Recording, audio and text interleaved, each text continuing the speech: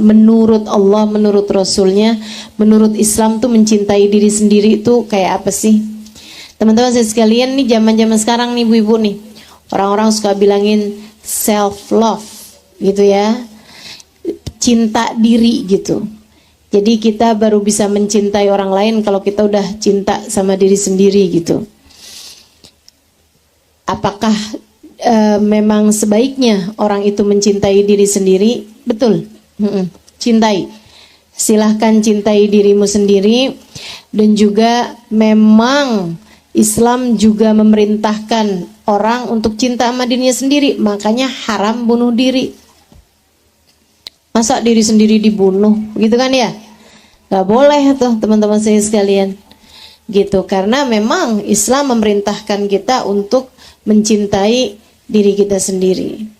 Bahkan Islam tuh nggak bolehin kita untuk menyerah ketika ada seseorang yang mau merampas diri kita, yang mau berbuat jahat sama diri kita. Nggak boleh gitu kan. Nggak boleh. Kalau ada orang yang mau melukai kita atau apa, kita harus berontak gitu kan. Itu bagian dari kita mencintai diri kita sendiri gitu. Bahkan kalau misalnya nih ada seorang istri yang KDRT dari suaminya, dipukulin, tendang, gitu kan ya. Itu teman-teman saya sekalian, dalam Islam itu istri tersebut itu harus berontak, harus cari keselamatan. Jangan sampai biarin.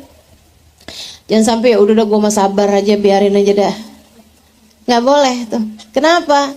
Sebab bagian dari cinta kepada diri sendiri itu adalah kita tidak diperkenankan membiarkan ketika diri kita berada dalam keadaan yang tidak nyaman.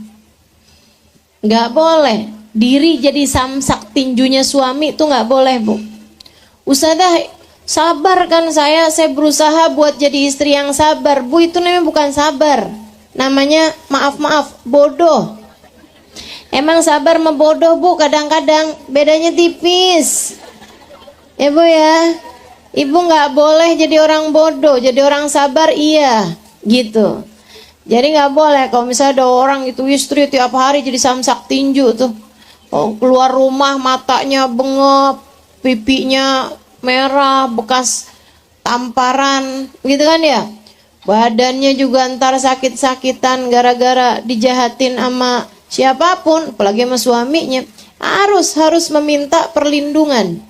Balik pada keluargamu, balik pada orang tuamu. Udah gak punya orang tua, ustazah, balik sama kakak, balik sama tetangga kalau perlu. Kalau perlu laporkan polisi, Polda aja udah, gitu ya, Komnas HAM. Itu bagian dari cinta kepada diri sendiri. Akan tapi seperti apa sih sebenarnya Islam itu ngaturin kita cinta sama diri sendiri tuh mesti yang kayak gimana? Yuk kita pelajarin pada siang hari ini, pagi hari ini. Teman-teman sekalian yang saya muliakan, Allah tuh ngasih sama diri kita nih, manusia nih ada 3 unsur ya, Bu ya. Ada badan, ada akal, sama hati. Ketiganya harus kamu sayangi. Ketiganya harus kamu cintai. Ketiganya harus kamu berikan haknya. Haknya badan, apa aja, Bu? Kasih makan. Jadi kalau ada orang nih, gara-gara suaminya buka cabang, akhirnya dia nggak mau makan, akhirnya dia nggak mau minum, akhirnya dia nggak bisa tidur, akhirnya dia ampe gitu sehari 2 hari. Nah itu namanya nggak cinta sama diri sendiri. Ibu-ibu sekaligus sekalian yang saya muliakan, badan kamu perlu makan. Islam tidak menyarankan orang untuk tidak memberikan haknya. Nabi pernah sangat marah terhadap kawannya Abdullah ibn Rawahah. Jadi Nabi itu waktu awal hijrah ke Madinah, Nabi ada mempersaudarakan orang Mekah sama orang Madinah. Ada seseorang dipersaudarakan sama Abdullah ibn Rawahah. Satu waktu Abdullah bin Rawaha lagi ke rumahnya temennya ini, Bu ya, di Madinah. Dia ngelihat istrinya temennya itu, Bu, kagak ada auranya di wajahnya, nggak ada cerianya. Istrinya, istri temennya tuh mukanya kelihatan lungsut, kelihatan kusut, kelihatan suram lah pokoknya gitu ya, kelihatan suram gitu. Pakai daster udah nggak jelas warnanya, mukanya juga nggak ada kelihatan air mukanya gitu, kayak aduh udah nggak keurusan banget gitu. Akhirnya dia nanya sama istri temennya itu, kamu kok kayak gitu amat sih, padahal kan kamu punya suami, kamu punya anak gitu. Dia bilang, lah saya mah punya suami juga kayak nggak punya suami. Maksud kamu gimana? Suami saya kalau malam ibadah, sholat, kalau siang puasa.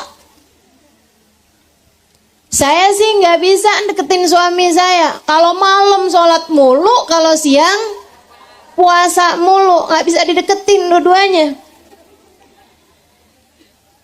Oh gitu. Tiap hari puasa. Tiap malam tahajud nggak pakai berhenti. Ibadah malamnya nggak pakai berhenti, ibadah siang pakai berhenti. Abdullah bin Rawaha mengadukan ini kepada Nabi Muhammad. Rasul, apakah itu yang benar gitu? Abdullah bin Rawaha mau tahu gitu. Kata Nabi, oh gitu. Panggilin dia. Panggil. Sama Nabi ditanyain dulu, ini namanya tabayun ya Bu. Kita tuh kalau dengar kabar, cari kejelasannya dulu, bener apa enggak? Ditanyain sama Nabi. Asum tadahran, apakah kamu puasa sepanjang tahun? Dia bilang, iya Rasul. Bangga Bu, saya puasa tiap hari Rasul. Kecuali lebaran sama hari tasyrik doang saya nggak puasa. Selebihnya dalam setahun semuanya hari saya puasain. Agum tak lain, apakah kamu kalau malam tuh kamu bangun tiwala sana sepanjang malam, nggak pakai tidur sepanjang malam tiwala lail? Dia bilang, bala ya Rasulullah. Iya Rasul, pakai tidur saya Rasul. Tidurnya ntar pagi aja tuh Rasul sebentaran. Kamu punya istri? Ada Rasul. Punya anak? Ada Rasul. Kata Nabi Muhammad, innama ana atqakum. Sesungguhnya aku adalah orang paling bertakwa di antara kalian. Ibadah itu kan Bu, nyari kedekatan sama Allah. Ibadah itu kita tuh kalau orang bertakwa, kalau orang ibadah itu namanya orang takwa. Kan gitu ya? Orang yang mendekat sama Allah tuh orang yang bertakwa. Innama ana atqakum, kata Nabi, saya ini orang paling takwa di antara kalian. Artinya Nabi orang paling tahu dong jalan menuju Allah. Betul nggak? Nabi paling paham jalan menuju Allah. Walakinni asumu aftur, akan tetapi saya puasa juga, ada hari yang saya nggak puasa. Walakinni agum wa anam, dan kalau malam saya juga ada bangunnya juga, ada tidurnya juga. Inna li jasadika alaika haq. Kamu harus tahu, maksud Nabi nih gini, kalau kamu mau beribadah kepada Allah, mau nyari pahala di sisi Allah, mau nyari deket sama Allah, ikuti cara saya. Saya nih puasa juga, Senin Kemis kan Nabi puasa, tapi Selasa Nabi nggak puasa, Rebo Nabi nggak puasa, Jumat, Sabtu, Minggu Nabi nggak puasa, malah banyakan nggak puasanya daripada puasanya. Terus kalau malam, Nabi Muhammad juga bangun tahajud, tapi Nabi juga ada tidur Bu. Nabi tuh habis Isya bentaran dikit tidur. Tapi bangun lebih awal. Jam 11, jam 12 Nabi udah bangun Bu. Terus tuh sampai subuh. Sholat, ibadah. Tapi ada tidurnya Nabi Muhammad. Dan kalau siang nih Nabi nih jam-jam segini nih Nabi tidur nih. Jam 11. Jam 11 sampai ke ya setengah 12 sampai ke jam 12 gitu. Belum ya, bentar lagi nih. Makanya saya nggak heran kalau ada ibu-ibu ketiduran pas waktu pengajian jam-jam 11, mau ngerjain sunnah. Saya nggak berani negurnya, ya nggak. Orang mau ngerjain sunnah masa dilarang. Teman-teman sih sekalian saya muliakan, kata Nabi Muhammad begitu tuh. Walakinni aqumu anam, tapi kalau malam saya juga ada tidurnya juga, ada bangunnya juga. Siang juga Nabi Muhammad punya qailulah, tidur siang sebentar. Tidur siang sebentar itu namanya qailulah. Dari kata-kata qalil artinya sebentar. Nah, kalau kamu tidur siang dari jam 1 bangun jam 4 namanya bukan qailulah, Bu. Namanya kuthairah. Namanya tidur banyak gitu ya. Namanya naum katsir. Teman-teman sih sekalian, jadi nih kata Nabi Muhammad, nggak gitu caranya. Jalanin hidup nggak gitu caranya. Nabi kemudian bilang, innali jasadika alaika hak, badan kamu itu ada haknya. Buat kamu kasih makan, buat kamu rawat, buat kamu bagusin tuh badan, jaga badan. Innali zaujatika alaika hak, sesungguhnya istri kamu punya hak terhadapmu. Innali auladika alaika hak, sesungguhnya anak-anakmu punya hak buat kamu sayangi, buat kamu tegurin, buat kamu pelukin, buat kamu kasih, buat kamu dengarkan. Ada hak dari orang-orang di sekeliling kamu. Kamu jangan pikir di akhirat tuh hisab tuh urusannya cuman yang seberapa banyak kamu sholat, seberapa banyak kamu puasa. Enggak gitu. Enggak gitu. Kita di atas muka bumi ini perlu untuk mencintai badan kita, menyayangi badan kita, memberikan hak terhadap badan kita. Jadi bagian dari cinta sama diri sendiri, kasih makan badannya. Silahkan makan. Makan yang enak boleh Ustazah? Boleh, asalkan halalan thayyibah. Yang halal dan yang thayyib. Ibu-ibu jangan karena dengar misalnya begitu ya, orang yang mujahadah makannya ini gitu, sampai kemudian nggak mau makan. Atau misalnya lagi nabung nih, pengen punya rumah, sampai tiap hari makan mau pakai garam mulu. Bu, punya rumah kagak, darah tinggi iya? Nggak gitu caranya, nggak gitu. Kalau punya dinikmati silahkan. Yang penting halalan thayyibah. Begitu. Ibu sekalian, makanan.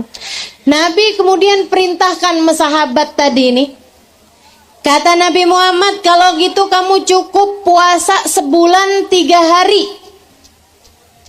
Sebulan, tiap sebulan, kecuali Ramadan tentu saja ya.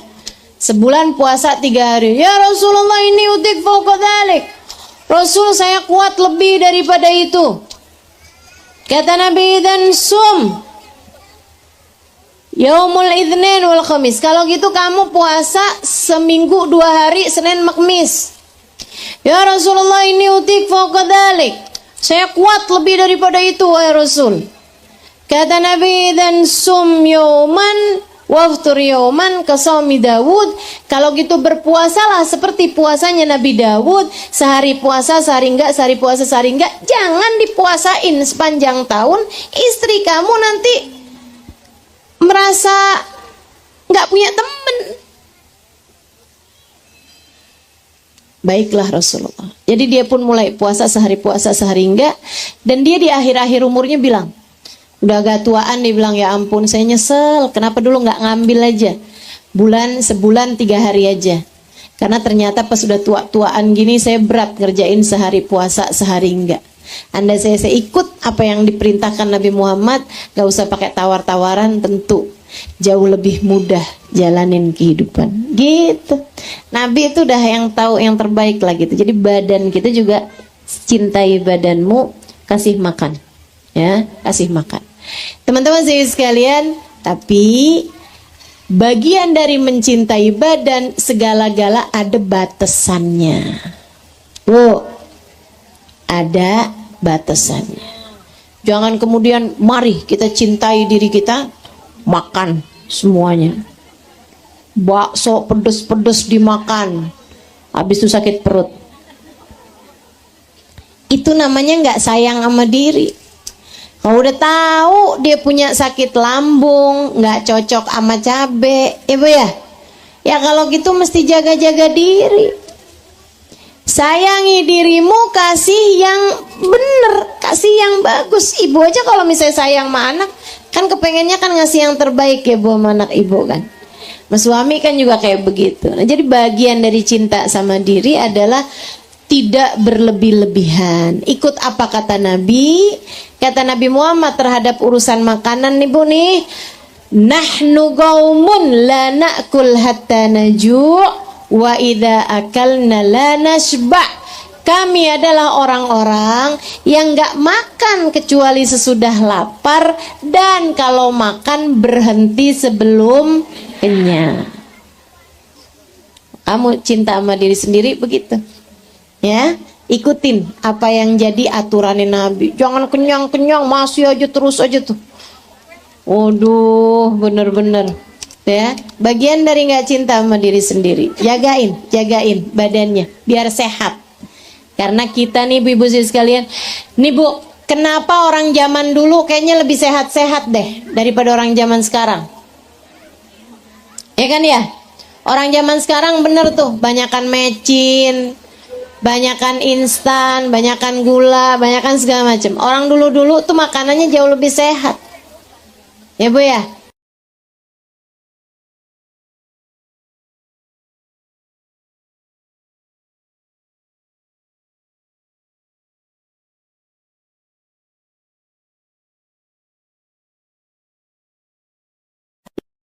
Khusus sekalian, badan juga jauh lebih sehat.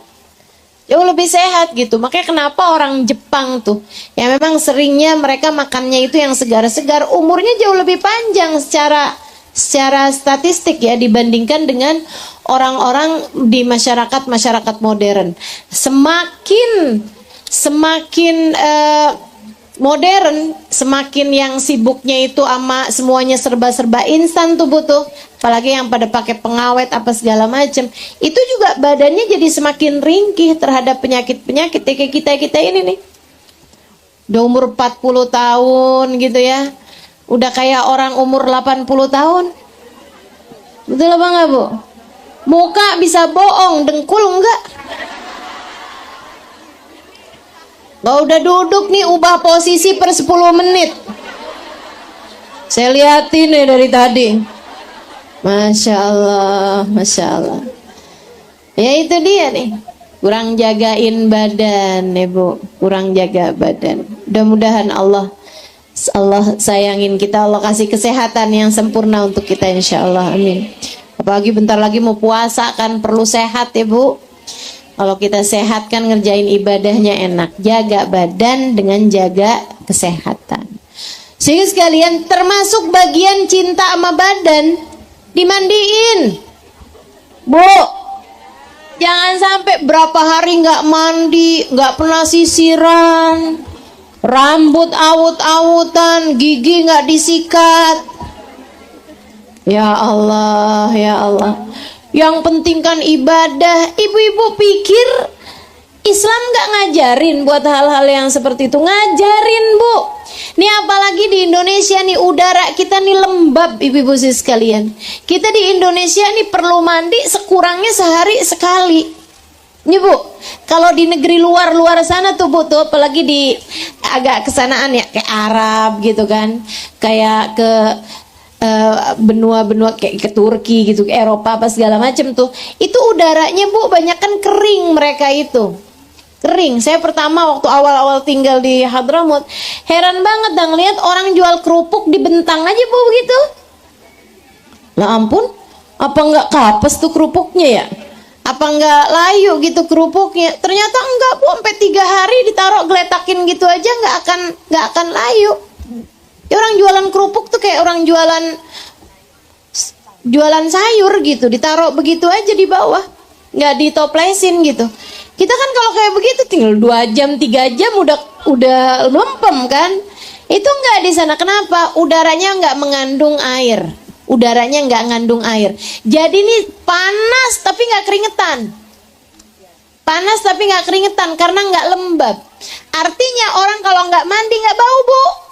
Karena ternyata yang bikin bau itu adalah keringat, ibu-ibu saudariku sekalian. Segitunya aja di negeri Arab tuh, ibu-ibu saudariku sekalian. Saya tinggal lama di sana.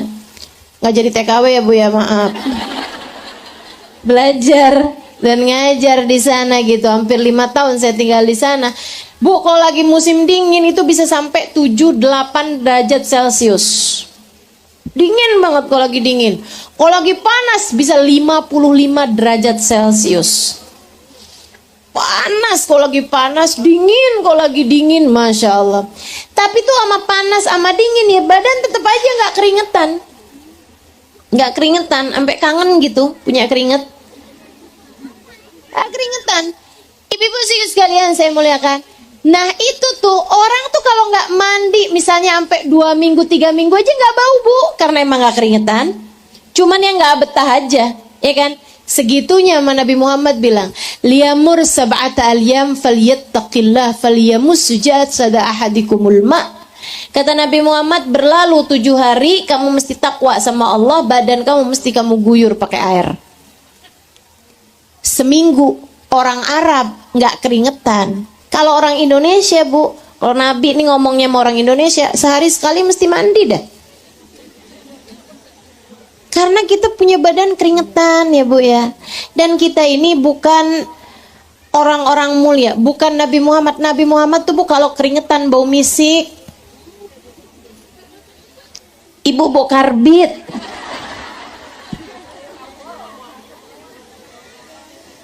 Masya Allah. Nabi baunya kasturi, Bu. Orang malah ambil keringetnya Nabi Muhammad buat dipakai parfum. Kita membuat bikin jadi zat pemusnah. Buat ngusir tikus, ngusir inian tuh bisa tuh kayaknya pakai keringat kita. Nah itu jadi kita emang mesti banget mandi gitu. Bagian dari mencintai diri sendiri. Mesti tuh. Sikat gigi. Nabi sikat gigi, Bu. Waduh sering banget. Pakai kayu siwak. Padahal Nabi tuh mulutnya baunya wangi. Segitunya Nabi rajin siwakan gigi. Nabi rajin sikatan gigi. Mau masuk rumah sikatan. Nih Nabi nih. Mengajarkan kita untuk mencintai, menyayangi badan kita sendiri. Sahabat tuh bilang, "Idza takallama faka'annal miska yakhruju min fi." Nabi kalau bicara seolah-olah kasturi bertebaran dari mulut beliau. Wangi bener bau mulutnya. Tambah deket tambah enak ciuman bau mulutnya Nabi.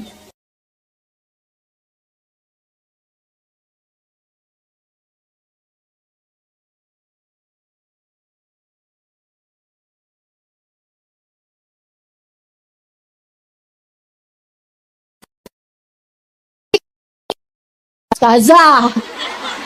Ya Allah, ya Allah. Mau enggak nengok, enggak akhlak, ya kan? Mau nengok, ya Allah, mesti nahan nafas gitu.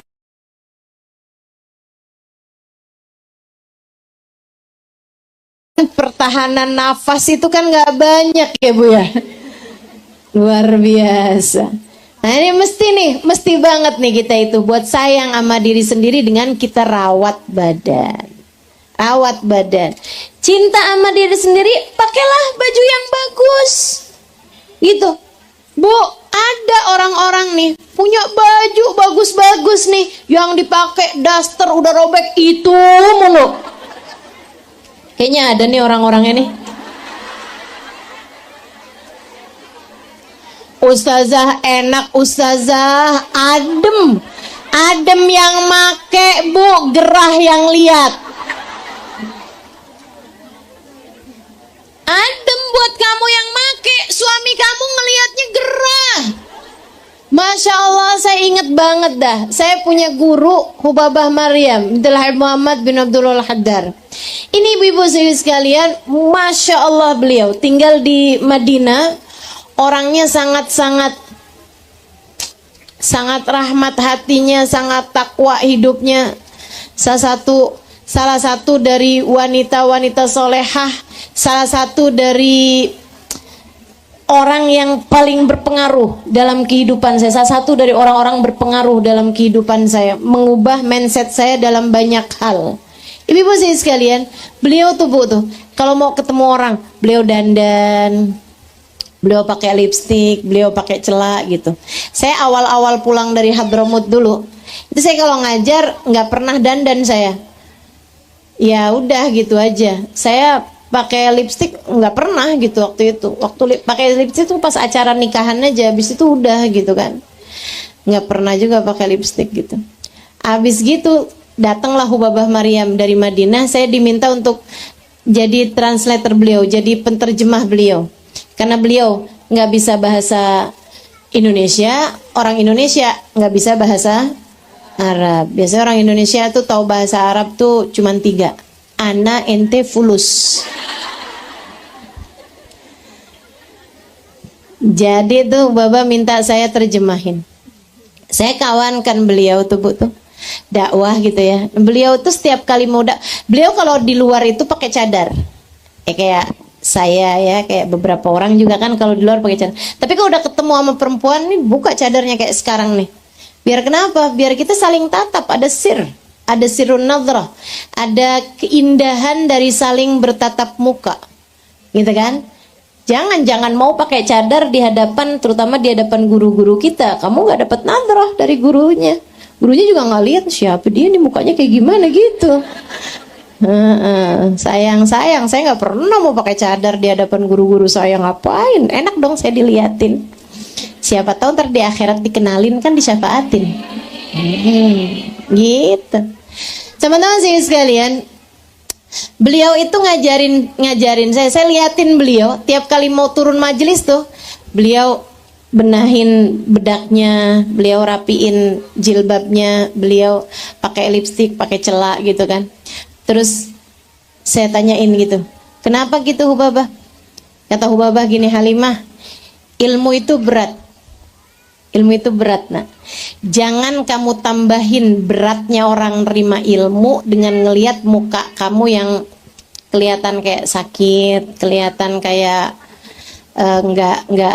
nggak menyenangkan dilihat gitu. Kayak karena kalau misalnya nggak berhias, nggak ini itu kan, jangan-jangan ustadzah sakit nih. Ustadzahnya kayaknya kesian banget nih. Ustadzahnya kayaknya lagi kepikiran urusan rumah tangga nih.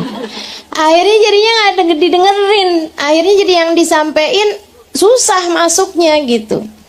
Makanya sampai-sampai kata Hubabah, kan Imam Syafi'i bilang mentabrihu zadaqlu. Siapa yang wangi dirinya maka akan tambah kecerdasannya. Itu bagian dari kita mencintai diri sendiri, Bu. Berwangi-wangi, bercantik-cantik, berhias-hias selagi pada tempatnya. Nih Hubabah nih bilang nih, saya tuh heran sama orang negeri kamu nih Halimah. Kenapa gitu Hubabah? Kalau kondangan pada cantik-cantik, pada wangi-wangi. Tapi kalau di rumahnya, padahal kan kondangan ada laki-laki yang bukan mahram. Kondangan kan ada orang-orang lain gitu kan. Maksudnya ada orang-orang yang bukan mahram kita gitu. Yang sebaiknya perempuan malah justru jangan berhias di hadapan laki-laki yang lain. Malah hias-hiasan semuanya, pada cakep-cakep semuanya. Giliran di rumah sama suaminya yang halal, ya Allah, Halimah, tuh perempuan-perempuan di negeri kamu pada kayak jin. Saya bilang, emang Hubabah pernah lihat jin? Enggak dandan gitu. Tuh ada tuh perempuan-perempuan tuh kayak begitu. Kalau di luar cantik-cantik, giliran di rumah Bu, suami ketemu sama dia berasa kayak dalam adegan film horor.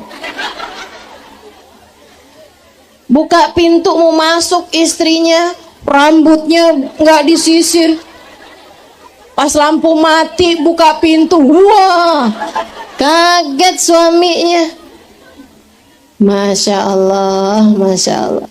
Nggak gitu caranya. Cintai dirimu, cintai dirimu. Islam memerintahkan untuk itu. Dalam artian jaga badan, makan yang benar, begitu kan ya? Makan yang enak tapi juga yang bergizi gitu. Sayangi badanmu dengan cara pakai baju yang benar, pakai baju yang bagus gitu. Ibu-ibu sekalian, ini saya kasih tahu, Islam bahkan melarangmu untuk pakai baju robek yang gak dijahit. Islam larang pakai baju robek yang gak dijahit. Kalau kamu mau tetap pakainya, jahit dulu, jangan robek-robek dipakai. Itu min asbabil faqr. Ini saya serius. Salah satu dari sebab kefakiran, salah satu dari sebab Allah ngasih kepadamu kemiskinan, salah satu sebabnya adalah kamu suka pakai baju robek, kamu suka pakai piring udah gompel, kamu pakai sisir yang udah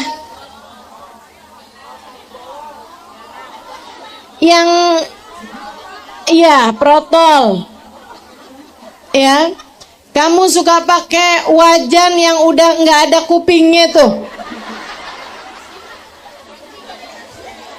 panci nggak ada kupingnya tuh, kamu suka pakai cangkir yang udah nggak ada pegangannya tuh suka dipakai buat tempat minyak.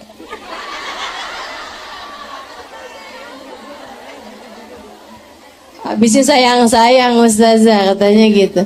Teman-teman sekalian saya muliakan, itu Bu perkara-perkara kecil, tapi saya baca kalau nggak salah dalam Sulamut Taufik atau ada Bu Ta'lim, pokoknya salah satu dari kitab itu ya Bu ya.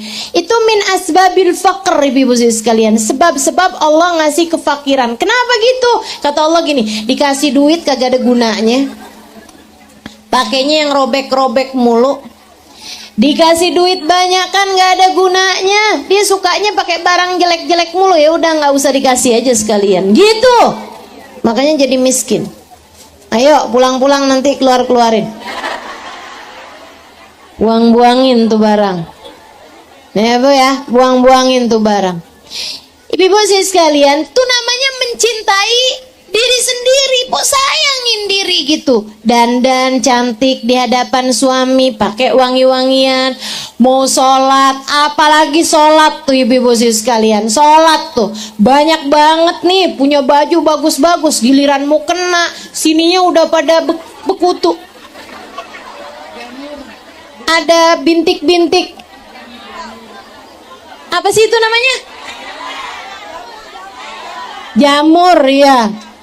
Mau kena sampai sini-sininya berjamur nih. Mana baunya nggak jelas Bu, ya Allah, ya Allah. Minjem mau kena, sholat sambil nahan nafas. Pernah nggak kayak begitu?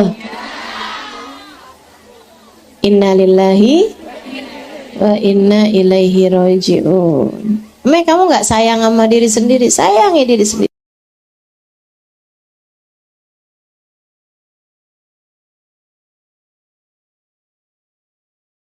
Akal yang disayang tuh yang kayak gimana? Mencintai akalmu tuh kayak gimana? Ngaji, hadir majelis ilmu.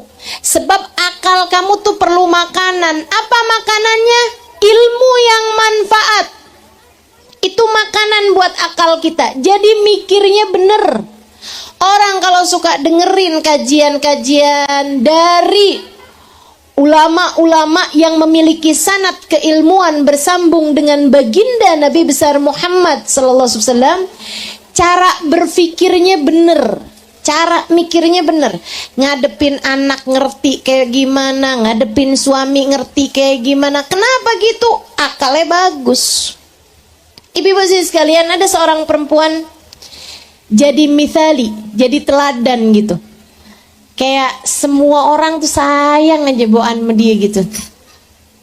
Suaminya sayang banget sama dia, anak-anaknya sayang banget sama dia. Kayak jadi surga buat semua orang. Satu waktu ditanyain, dia bilang, Bu, udah tua nih, umur 60-an tahun. Saya lihatnya di internet ya, wawancaranya dia ini. Dia bilang, Bu, ibu tuh sama suami ibu nggak pernah marah. Istrinya bilang gitu, dia bilang dulunya sih pernah marah, sekarang udah hampir nggak pernah gitu. Tapi dulu pernah marah. Terus kalau suami ibu marah, ibu gimana? Dengerin nih, luar biasa nih. Nih otak tuh kalau bercahaya tuh bu, kalau disayang-sayang, bener mikirnya. Dia bilang gini, saya kalau suami saya marah, saya dengerin, saya senyumin, saya kesian sama dia. Hebat kan? Hebat banget gak cara mikirnya? Kesian, kenapa bu? Dia lagi marahin ibu, kok ibu malah kesian sama dia? Ya kan orang marah-marah capek. Akalnya nih dulu bercahaya banget. Orang marah-marah capek apa gak bu? Capek. Dia bilang kesian, jadi saya liatin, saya dengerin. Kesiannya nih suami saya. Terus gimana? Kan dia nyakitin, kata-katanya kan nyakitin. Kalau orang lagi marah kan kata-katanya nyakitin. Kamu memang dasar begini bukan begitu tuh. Dia bilang, iya saya dengerin tapi saya nggak percaya. Katanya nyakitin kan, kamu tersakiti apa enggak? Dia bilang soalnya saya nggak percaya. Suami saya, kata Nabi Muhammad, lagi dikuasain setan. Orang tuh kalau lagi marah bu dikuasain setan. Ya, makanya Nabi Muhammad bilang, innal ghadab minasyaitan, syaitan minan nar, ulid fir nar ilal ma, fa idza ghadiba ahadukum falyatawadda. Kata Nabi, kemarahan tuh dari setan. Setan tuh terbuat dari api. Maka kalau seorang di antara kalian marah, hendaklah pergi wudu. Suruh wudu orang kalau lagi marah. Nama Nabi disuruh pergi wudu biar adem. Kalau wudu nggak mempan juga kamu lagi marah, wudu, bu. Kalau wudu nggak mempan juga mandi. Kalau mandi ibu berasa nggak mempan juga, berendam aja dulu bu. Masuk bak berendam aja gitu. Kalau lagi marah ya, hilang, subhanallah hilang marah ibu. Seenggaknya itu emosi mampu terkendalikan. Jadi dia bilang kalau suami saya lagi marah, kalau dia ngomong sesuatu hal yang kasar, yang kotor, yang jahat-jahat gitu, saya dengerin tapi saya nggak percaya. Kenapa gitu? Karena saya lebih percayaan sama Nabi Muhammad. Nabi Muhammad bilang tuh orang kalau lagi marah dikuasain sama setan. Jadi nih yang lagi ngomong setan, dia mana mau saya percaya. Cakep tuh cara berpikirnya. Namanya akal sehat. Ibu-ibu sekalian, tuh namanya akal sehat tuh bisa begitu. Nah itu bisa didapat ilmu kayak begitu tuh karena dia hadir majelis, karena dia mendengarkan kajian-kajian gitu. Dia bilang nanti kalau suami saya udah selesai marahnya, saya tinggalin ke dapur. Ngapain? Bukan ngasah pisau bu, bukan. Dia bilang saya bikinin teh, saya bikinin minuman kesukaan dia, saya siapin makanan-makanan manis kesukaan dia gitu. Kayak gorengin pisang atau apa gitu kan. Terus saya masuk. Kenapa kamu kayak begitu? Ya abis marah-marah capek kesian. Hebat banget deh ini orang mikirnya. Terus dia bilang saya suguhin itu makanan, terus saya ceritain apa aja gitu yang gak ada kaitan sama kemarahannya. Saya ceritain hal-hal lucu-lucu apa gitu. Tadi saya ketemu sama Ustazah Halimah. Gak ada kaitan gitu sama kemarahannya itu. Tadi aduh kemarin ada orang cerita tuh lucu banget. Ada aja gitu yang diceritain gitu yang untuk bikin suaminya jadi ini gitu. Terus biasanya suami kamu ngapain? Dia akan liatin saya, terus habis itu dia minum, dia ini, terus lama-lama dia ngomong kayak gini, maaf ya, tadi saya habis marah sama kamu, maafin saya. Ini saya bayangin nih kalau itu kena sama kita-kita, bakal jawabnya kayak gimana?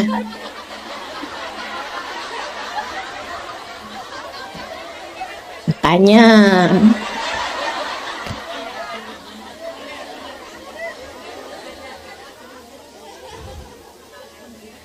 gitu kan, tuh kan, misal emang selalu datang belakangan, kalau di awal namanya pendaftaran. Teman-teman sih sekalian enggak gitu. Dia bilang nanti tuh suami saya akan minta maaf, suami saya akan ngomong saya tuh tadi ngomong kayak gitu tuh nggak beneran. Dia bilang, saat itu saya percaya. Saat itu saya percaya. Saya akan bilang sama dia, nggak apa-apa, saya tahu kok. Gitu. Kamu emang nggak kayak gitu, saya tahu kok. Subhanallah. Enak Kak pisang gorengnya? Udah tuh, lewat. Ini ibu-ibu akal bercahaya namanya. Akal yang bercahaya. Kamu cintai dirimu dengan belajar. Belajar ngadepin anak kamu pelajarin, ngadepin suami kamu pelajarin.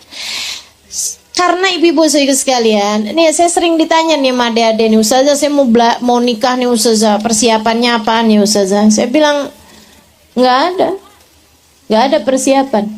Persiapan menuju hari pernikahan tuh nggak ada. Orang nikah tuh hidup baru menurut saya ya. Orang nikah tuh hidup baru. Bu, dipersiapin kayak gimana nggak akan sama kehidupan pernikahan tuh. Mau dibekelin dengan ilmu kayak apapun tuh nggak sama. Hidup baru kok. Kita udah siap nih ngadepin suami yang pelit. Dapatnya suami malah nggak pelit. Tapi gampang tertarik sama perempuan orang, misal gitu, sama perempuan lain. Ada aja ibu ya, yang kita persiapin apa, dapatnya yang mana gitu kan. Emang kehidupan mah kayak begitu gitu.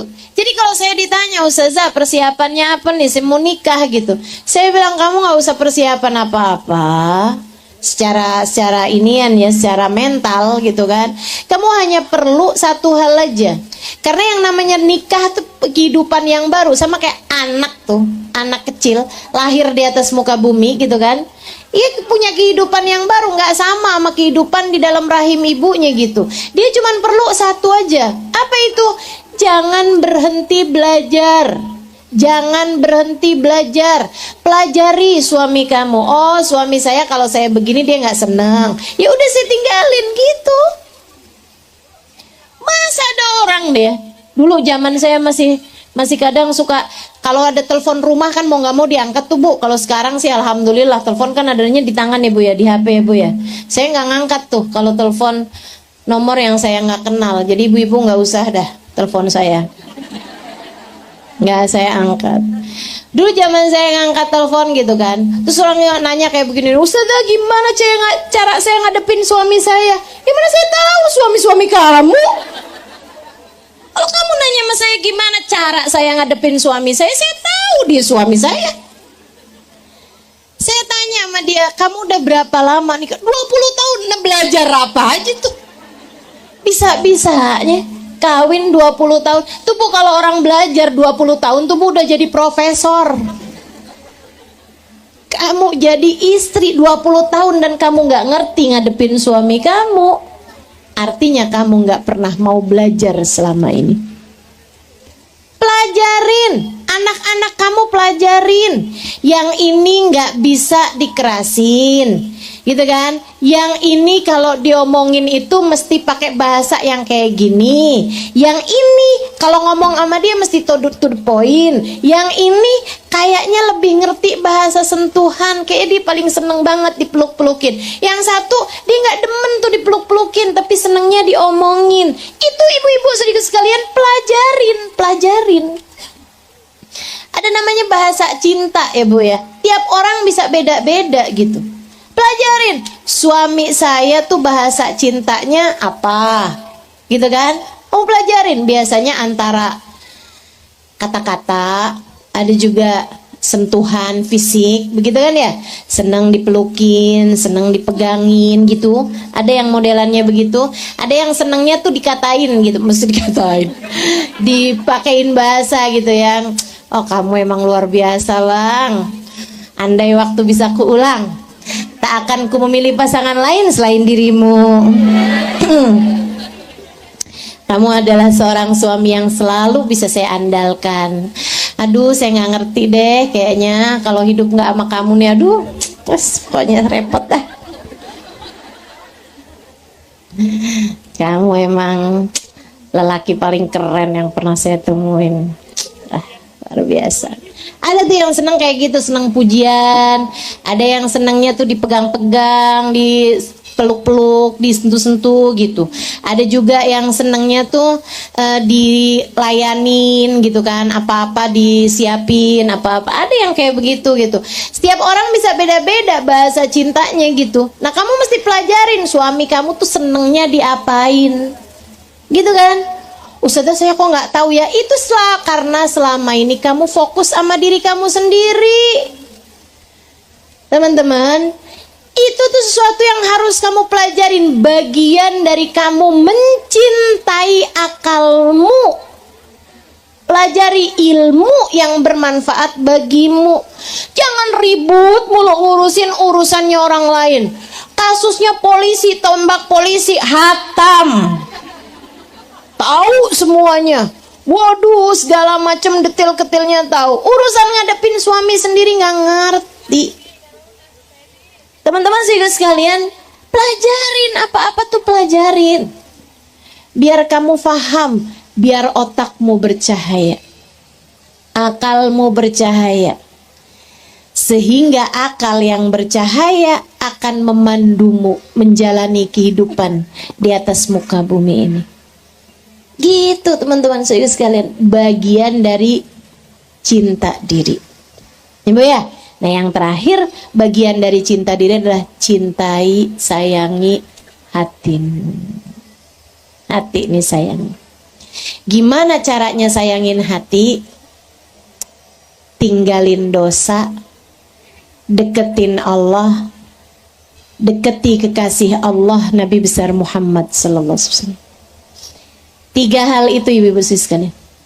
Kalau kamu kerjain, kamu namanya orang yang menyayangi hatimu.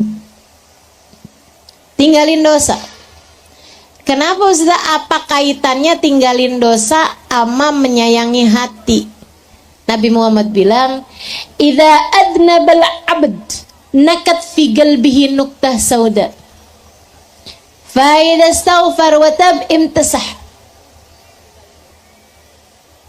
Kata Nabi Muhammad, apabila seseorang mengerjakan satu perbuatan dosa, tertorehlah di dalam hatinya satu titik hitam.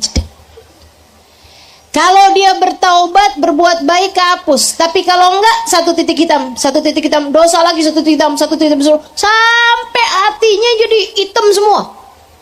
Kalau udah orang hatinya hitam semua, ibu-ibu sekalian, udah bukan sampah hati lagi, udah bukan kotoran hati lagi, jadinya ran. Yang Allah sebut dalam Al-Quran, kalabal rana ala kulubihim bima kanu yaksibun. Kata Allah, ada ran di hati hamba-hamba ini, ada ran di hati sebagian manusia ini, disebabkan perbuatan dosa yang mereka kerjakan. Kalla innahum an rabbihim yawma idin lamahjubun. Orang kalau hatinya penuh dengan ran, dia matinya bakalan telah tercabut iman dari dalam hatinya. Na'udzubillah. Oke ibu-ibu, kalau kepengen hatimu bagus, hatimu benar, sayangi hatimu. Caranya tinggalin dosa. Tinggalin dosa. Yang udah terlanjur dikerjain, dimintain ampun sama Allah. Banyakin istighfar, minta maaf, minta ampun, sampai lama-lama jadi bersih lagi hatinya. Nah, kalau udah hatinya bersih, Ustazah cirinya hatinya bersih kayak gimana Ustazah? Mudah menerima nasihat. Gampang. Dimasukin nasihat tuh gampang. Itu cirinya hati bersih. Ini kayak gelas nih. Bu, kalau bersih kan gampang nih Bu, dimasukin apaan aja kan gampang. Tapi kalau kotor nih gelasnya nih, kotor gelasnya nih, gelasnya udah ada macem-macem nih, dimasukin kopi rasanya beda, dimasukin teh rasanya beda, emang dalamnya udah macem-macem. Demikian pula dengan hati. Hati yang bersih mudah menerima nasihat, gampang terasa, hatinya tuh gampang terasa. Dimasukin apa aja nggak campur-campur hatinya. Dimasukin yang menakutkan dia takut, dimasukin yang membahagiakan dia bahagia gitu. Dikasih nasihat dia ambil tuh nasihat, tuh ciri hati hati kalau udah bersih. Biasanya kalau dalam proses-proses membersihkan hati, Allah kasih orang tersebut mudah menangis. Karena yang namanya ibu-ibu, yang namanya barang-barang yang bisa ngebersihin itu kan cairan tuh, Bu. Betul nggak? Kalau nggak air, kalau nggak cairan apa kan yang bisa ngebersihin. Termasuk yang bisa ngebersihin hati juga cairan, namanya air mata. Air mata penyesalan, air mata taubat, air mata menangis karena rindu pada Allah, air mata menangis karena rindu pada Rasulullah. Itu semuanya tuh ngebersihin hati-hati kita. Ya nggak apa-apa. Ibu kalau pas lagi baca Quran nangis, ibu kalau lagi baca istighfar nangis, misalnya gitu. Ibu kalau hadir maulid nangis gitu ya. Kalau dengar nasihat-nasihat nangis, bagus, nggak apa-apa. Itu ngebersihin hati-hati kita. Deketi Allah, ibu-ibu sekalian, karena Allah itulah yang mengatur kehidupan kita, bahkan hati kita berada dalam kendali Allah Subhanahu wa taala. Deketin. Ibadah yang benar, sayangi Allah, cintai Allah. Tahu bahwa apapun terjadi semuanya dengan kehendak Allah. Gitu kan? Kejadian apa aja emang udah Allah tentuin tuh kayak begitu, ya udah kita mesti sabar aja. Kan gitu kan? Nah tuh kayak gitu tuh ibu-ibu sekalian. Gitu ya, kita belajar untuk mendekati Allah Subhanahu wa taala sampai menjadi tak berjarak. Allahnya selalu ada di hati kita. Hal terakhir, kalau kamu mau mencintai atau menyayangi hatimu, sayangi dirimu dengan cara sayangi hatimu. Sayangi hatimu. Hal terindah kalau kamu menyayangi hatimu, sayangi Nabi besar Muhammad. Sebab Nabi Muhammad yang bisa memberi syafaat, memberi pertolongan, membuat hidupmu tak pernah merasa sendirian. Nabi itu. Bu, ada saya punya ponakan, orang yang dekat sama saya. Dia bilang gitu, ya Allah, nyari dalam hidup, nyari cinta, nyari ini, nyari kesenangan, nyari apa, masih terus nyari sampai kenal Nabi Muhammad. Begitu kenal Nabi Muhammad, tahu bahwa beliau adalah yang paling mengerti kita umatnya. Nabi paling ngerti sama kita. Jadi kalau dekat sama Nabi Muhammad enak. Kalau dekat sama Nabi Muhammad enak. Makanya sama Nabi itu kita dikasih senjata, Bu. Senjatanya apa? Salawat. Apa aja, katanya Sayyid Muhammad bin Alwi bin Abbas Al-Maliki, apa aja, nggak ada permasalahan di atas muka bumi ini yang tidak bisa diselesaikan dengan salawat. Nah begitu, karena di saat kamu banyak baca salawat, nabinya kenal. Di saat Nabi Muhammad kenal, nanti yang mintain hajatmu bukan kamu lagi, tapi Nabi Muhammad. Kau dan Nabi yang menengadahkan tangan untukmu, nggak akan ada yang nggak diijabah sama Allah. Jadi kamu lagi apa aja dalam hidup kamu, lagi kesel, lagi marah, lagi sumpah, lagi kecewa, lagi gundah, gulana, galau, segala macam deh perasaan-perasaan yang nggak enak, banyakin baca salawat. Kamu lagi ngerasa punya banyak dosa, kamu lagi ketakutan, kamu lagi kayak gimana pun rasanya, deketin Nabi Muhammad. Bahkan kamu lagi seneng, kamu lagi ngerasa bahagia, kamu lagi merasa dicinta sama suamimu, sama anak-anakmu, tapi kamu takut kehilangan hal-hal yang seperti itu, banyakin baca salawat, ibu-ibu sekalian. Sebab dengan baca salawat, Nabi ketika ada orang bilang, ya Rasulullah aku banyak bersalawat padamu, Nabi Muhammad mengatakan, idzan tukfahammuk tughfar dzambuk. Kalau kamu banyak baca salawatnya, semua susahmu akan hilang, semua dosamu akan diampuni oleh Allah. Gitu ya. Tuh caranya mencintai diri sendiri menurut Allah, mencintai diri sendiri menurut Islam. Bukan yang kayak katanya orang-orang, cintai diri sendiri. Di saat naksir sama suami orang, ya udah diikutin. Saya kan cinta sama diri saya sendiri, hati saya cinta sama dia, udah tuh. Kemana cinta membawaku, aku akan mengikutinya. Lah. Habis itu didamprat sama istrinya, mau ngomong apa kamu? Mau ngomong cinta diri sendiri? Gitu caranya ibu sih sekalian. Cinta diri sendiri seharusnya membawa kita kepada kebahagiaan hidup dunia hingga akhirat. Kalau kamu cinta sama diri sendiri, sayang sama diri sendiri, pastikan dirimu selalu berada dalam keadaan nyaman, mau di dunia sampai akhirat. Insya Allah. Rabbana zalamna